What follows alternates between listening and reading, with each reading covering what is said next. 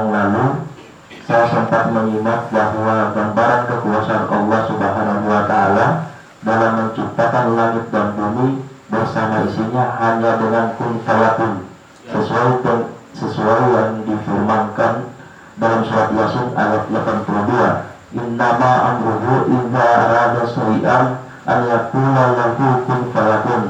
Sesungguhnya urusannya apabila dia menghendaki sesuatu hanyalah berkata kepadanya jadilah, maka jadilah ia.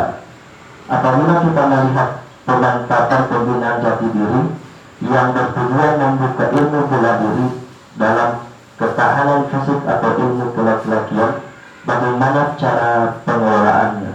Barangkali itu. Terima kasih. Terima kasih. Ya.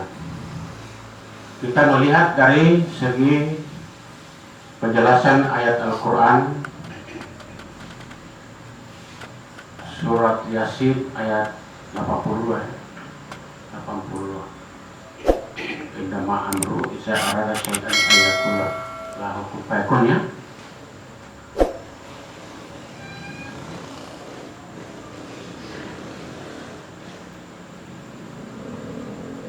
Oke. Jadi ini menuju kepada ilmu kekuatan jasadiah yang dikaitkan dengan kekuasaan Allah. Jadi pada intinya di sini, pada intinya itu bahwa setelah kita dapat menggambarkan kekuasaan Allah yang dijelaskan oleh surat Yasin ayat 82 itu, bahwa betapa besarnya kekuasaan Allah apabila kita menilai kita punya diri, maka betapa kecilnya kita punya diri apabila dibandingkan dengan kekuasaan Allah. Nah, itu apabila dibandingkan dengan kekuasaan Allah itu, maka betapa kecilnya dan betapa tidak berdayanya kita manusia, betapa tidak berdaya. Nah, kalau hal ini kita cermati dengan baik, bahwa betapa besarnya kekuasaan Allah, sementara manusia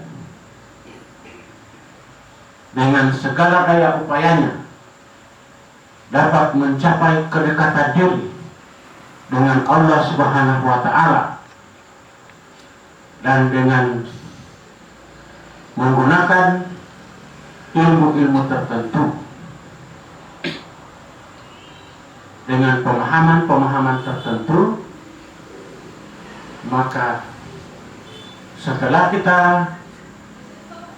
mengadakan pendekatan dengan Allah Subhanahu wa Ta'ala, maka kemungkinan kita akan diilhami oleh Allah Subhanahu wa Ta'ala dengan petunjuk-petunjuk tertentu. Karena hal ini sudah banyak contoh yang kita lihat maupun yang kita dengar melalui jalur-jalur, maka kemungkinan yang kita peroleh itu melalui hal-hal yang sama seperti yang diterima oleh para wali-wali Allah, oleh para keramat yang diberikan satu kelebihan yang diberikan oleh Allah kepada seseorang. Misalnya begini, ada satu hadis kursi yang menyatakan kalau Allah Ta'ala Azza wa Jalla, kalau Nabi Sallallahu Alaihi Wasallam, atibni, dia bilang atibni, bertakwalah kamu kepadaku dengan sebenar-benarnya takwa.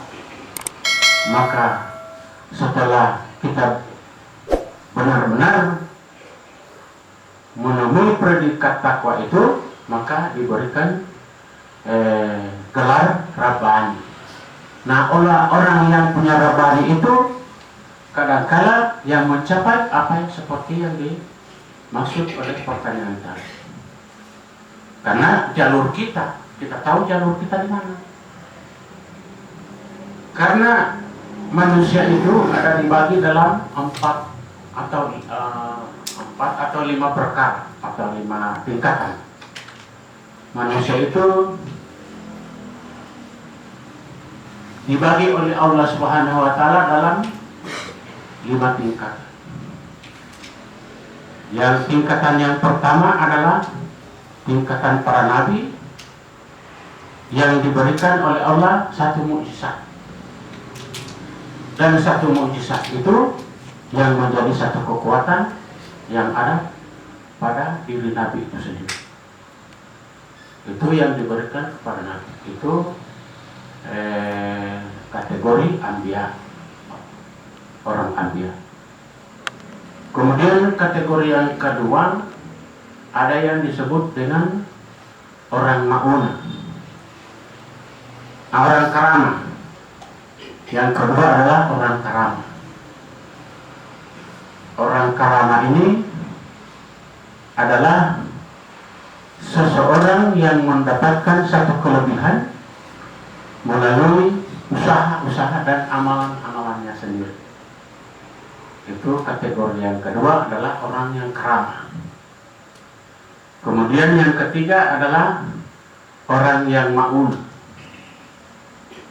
Orang yang ma'una itu orang yang berusaha untuk mencari ilmu Allah dengan jalan-jalan yang telah diberikan satu pelajaran melalui Al-Quran maupun hadis, sehingga dia memperoleh atau mencapai satu kelebihan.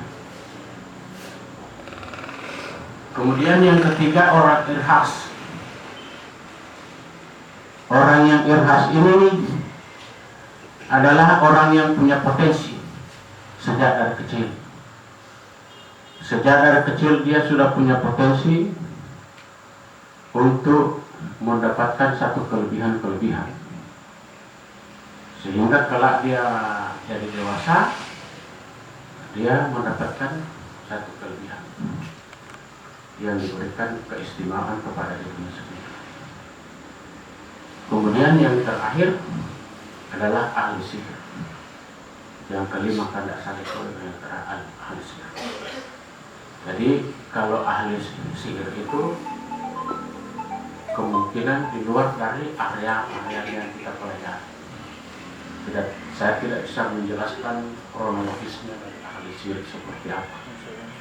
Hanya yang jelas dia termasuk kategori orang yang punya kelebihan melalui ilmu-ilmu sihir yang dia pelajari.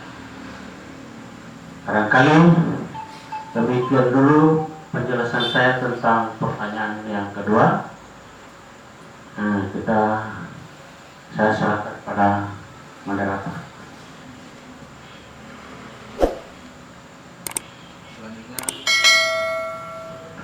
Selanjutnya pertanyaan yang ketiga, kami persilakan.